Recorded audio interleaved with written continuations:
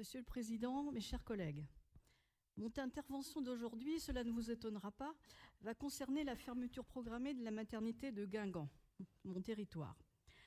Je voudrais en préambule, à titre personnel, vous dire combien cette décision a réveillé en moi de souvenirs. Les femmes, paraît-il, aiment beaucoup parler de leurs accouchements. Ça ne va pas être mon cas ce soir, nous sommes pressés par le temps et mon propos n'est pas là. J'ai mis au monde 6 enfants dans cette maternité. Non, j'ai mis au monde 6 enfants, dont 5 dans cette maternité, pardon. Les 4 premiers accouchements, rien à dire, très rapides. J'habitais tout près de la maternité, rien à signaler, sauf le bonheur. Pour ma dernière grossesse, ce fut plus compliqué. Grossesse gémellaire, nous avions déménagé à Calac, 35 minutes de la maternité de Guingamp. Problème de trajet, parce qu'une grossesse gémellaire, en général, ça arrive avant terme. Et ce fut mon cas. Hospitalisation à 7 mois à la maternité de Guingamp pour menace d'accouchement prématuré. Une semaine plus tard, je vivais, vers 2 heures du matin, un de ces moments où le temps est suspendu, celui où la vie frôle la mort et où la décision de l'équipe médicale doit être rapide et le geste précis. Le trajet à pas de course vers le bloc opératoire dans mon lit tiré par l'aide-soignante, qui n'a jamais marché aussi vite, je pense, et dans lequel nous sommes, la sage-femme et moi, elle qui pousse sur la tête de la première jumelle pour éviter l'engagement qui aurait signé sa mort instantanée, et moi, très calme et confiante dans la décision prise d'une césarienne en extrême urgence. Le gynéco qui m'accueille au bloc, qui me dit « on t'endort tout de suite, il faut les sortir très vite ». Mon réveil et l'immense joie d'entendre pleurer 2 bébés, et leur départ précipité vers le centre de Saint-Brieuc en néonatologie. Cela va faire 27 ans la semaine prochaine que c'est arrivé. À cette époque, on ne parlait pas du GHT, Groupement Hospitalier de Territoire, mais de fait, une coopération réelle existait entre maternité de Guingamp et maternité de Saint-Brieuc. Le CH de Saint-Brieuc, qui accueillait les grossesses à risque, et toute la néonatologie du territoire. Où en est-on aujourd'hui ? L'ARS a décidé de la fermeture de cette maternité qui a sauvé la vie de mes bébés au début de l'année 2019 de manière inique et brutale.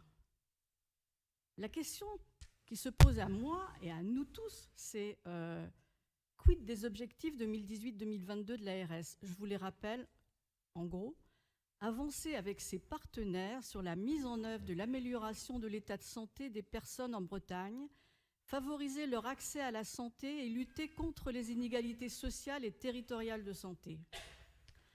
Quid aussi des 7 objectifs du CES, Comité stratégique de la santé. Et c'est là qu'on se dit, il y a finalement l'esprit du PRS et la méthode. Les décisions de fermeture de la maternité allant à l'encontre même du projet de l'ARS et des objectifs du COS. Je vous en rappelle quelques-unes. Prévenir les atteintes prématurées à la santé et à la qualité de la vie. Nous sommes dans l'atteinte prématurée, à la suite de l'éloignement du centre de naissance. Objectif numéro 2, garantir l'accès à une offre de santé adaptée et de qualité au plus près du domicile. L'ARS éloigne de fait une offre adaptée et de qualité. Objectif numéro 5, développer la performance et l'innovation du système de santé. Alors là, Monsieur le Président, je me rappelle de votre intervention ce matin parlant de changements apportés par le numérique dont nous ne savons rien encore. Et j'ai beaucoup d'imagination, donc je me vois tout de suite avec un accouchement 3.0 assisté par ordinateur avec une sage-femme en visioconférence. J'espère que c'est de l'utopie, que ça n'arrivera jamais. On ne sait pas. Plus réaliste et malheureusement plus réalisable, c'est une sorte de naissance sur ordonnance, parce que je pense que la majorité des accouchements, si la fermeture est actée, va se diriger vers Saint-Brieuc. Il faudra bien trouver une solution face à la saturation quand même que ça va provoquer. Et on peut imaginer un déclenchement pour tous le lundi et le jeudi, avec sortie le mercredi et le samedi. Ça instaurerait une rationalisation des naissances pour équilibrer les activités des services. Alors que des voix de gynécologues s'élèvent préconisant le plus de respect pour le bébé et sa maman, préconise une troisième voie sereine de bienveillance entre l'hypermédicalisation et la naissance naturelle. Une naissance respectueuse de la physiologie du bébé et de sa mère. Avec ses 502 naissances enregistrées l'année dernière, la maternité de Guingamp proposait depuis plusieurs années l'accouchement dans l'eau et la clientèle venait de loin pour ça. Elle avait aussi postulé pour le label « Maternité amie des bébés ». C'est un cahier des charges exigeant. Il y a en fait uniquement 32 maternités labellisées en France et elle était sur le point de l'avoir. Objectif numéro 7, construire et mettre en œuvre ensemble la politique de santé régionale. Nous sommes d'accord, construire ensemble et écouter la parole des territoires, entendre l'expression du sentiment général d'incompréhension, d'injustice, d'angoisse, d'abandon et de déclassement largement partagé par notre population et la quasi-unanimité des élus de notre territoire. Au-delà du vrai scandale sanitaire que représente l'éloignement du centre de naissance en termes de sécurité et de confort pour les mamans et les bébés, se pose aussi le problème de notre attractivité.